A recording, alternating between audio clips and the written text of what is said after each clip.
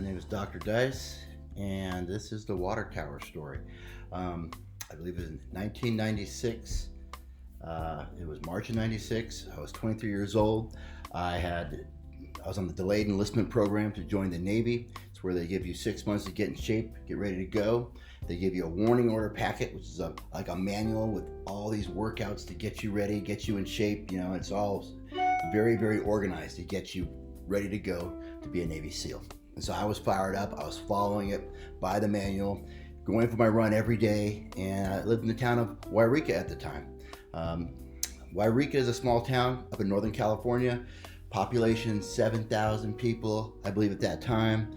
It was a small town, so everyone kind of knew everyone. And I had worked in that town on the ambulance service, so everyone knew me. And as I'm running through the town, people would wave. I felt like Rocky training, out there every day. And at the end of one of my runs, coming through town, my apartment is at the top of this hill, and I charged up that hill hard because it was a good run. I was feeling strong. I get to my apartment, breathing heavy, looking around, and behind my apartment there's this dirt road that kind of winds up the hill further. And I was feeling extra froggy that day, so I charged up that dirt hill as hard as I could, and I get up there and I'm breathing heavy, and I'm looking around, and on top of this hill there's this water tower. And this water tower, it has like a security thing on it. It's covering the ladders. You can't get up it, but I'm feeling like, screw that. And I climb around the security thing and I get to the top of the water tower. And this is on top of the hill, overlooking the whole valley, the whole town of Wairika spread out. And I'm looking down there, going, feeling like, yeah. And so I climb down the water tower and I go down the dirt road and I make it down to my apartment and I start pulling my couch. I have this like 6 foot long couch. I start pulling it out of my apartment. I get it up on my shoulders and I go up the dirt road, get to the bottom of the water tower, and I brought this rope with me and I climb up the rope and I pull the couch hand over hand, get it up there in the water tower, and I'm sitting on my couch overlooking the valley. And I get up and I climb down the water tower and I go down the hill back to my house and I start inching my barbecue off the deck. Pulling it out, inching out there, get it up my shoulders, carrying this heavy ass barbecue all the way up the hill, get to the base of the water tower, pull it up with the rope, set it all up, and I'm cooking a steak, nice cold Corona. Now I'm sitting on the couch with a Corona and a steak, overlooking the valley, and the sun's getting low, and it is it is the best day of my life. I'm gonna be a Navy SEAL. I could just feel the power of that moment, and I hear at the base of the tower on a megaphone, "You on the water tower." And I look over the edge, and there's the power company, there's the police, there's the sheriff's department, there's the utility driver coming up, and all these cars are coming up there, and I'm going, oh. And I climb down the water tower, and I go to explain, and they grab me. They're like serious, handcuffed, back of the patrol car. Apparently I've been setting off these pressure sensors on the water tower all day, setting off all these alarms, and they're just all running around. They send their junior officer up there who pushes all my stuff off the water tower, and it comes crashing down. And I'm in the back of the patrol car going, no! It wasn't because it was a nice couch. It was because I had borrowed the barbecue from my brother-in-law, who had borrowed it from the chief of police. It was not my barbecue, and I'm going, no! They ended up charging me with terrorist tampering with city water supply, which is a felony, which means no Navy SEAL. 1 minute, top of the world, next minute, dreams are dashed.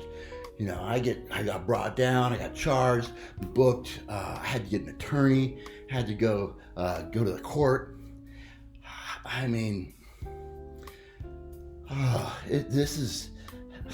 My court date was set. I show up with the attorney and a bunch of letters from the community saying I'm a good person. My mom's there at the court crying. I'm in the courthouse waiting, and in walks in on the other side of the courthouse in the little the blocked off area, my brother in an orange jumpsuit, who was arrested early on previous charges for breaking into the sheriff's armory and stealing ammo. He says he didn't know what was in the building until he broke open the door, and he was stealing ammunition. Then he got arrested, and so he's in cuffs and shackles on that side of the courtroom. I'm over here in my suit and tie on this side of the courtroom. My mom's crying because both her sons here, and both of us are praying that the judge gets to our case first, because we know he's gonna fry the second brother, because we think we're bad seed or something. And so we're sitting there waiting, and the judge gets to my case first, and he looks at the stack of papers to the community. He doesn't really just puts them aside, and he asks me if I have anything to say. And I said, Your Honor, I've been training hard. I want to be a Navy SEAL. These charges as they stand are going to prevent me from doing so. I'm asking for the mercy of the court that my charges be reduced so that I can join the Navy. And the judge looks at them and looks at me, and he makes the ruling reducing the charges to trespassing, which is a misdemeanor, contingent on me joining the Navy. I was like, thank you, Your Honor. Thank you, Your Honor. Thank you. I freaking got a second chance. He eventually gets to my brother's case on the other side of the courtroom, and he asked my brother if he has anything to say. My brother's like, I want to be a Navy SEAL too. I don't think he did. He did not get the break I did, and he had to. I'll let him tell his story. He has an amazing story. But I tell this story and I share this for the reason this is my life.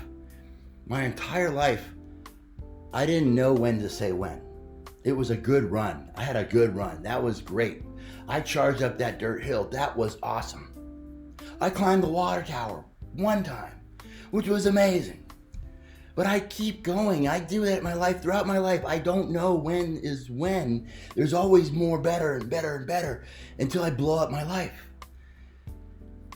And for the most part, I'm pretty outstanding in what I do. I do a good job.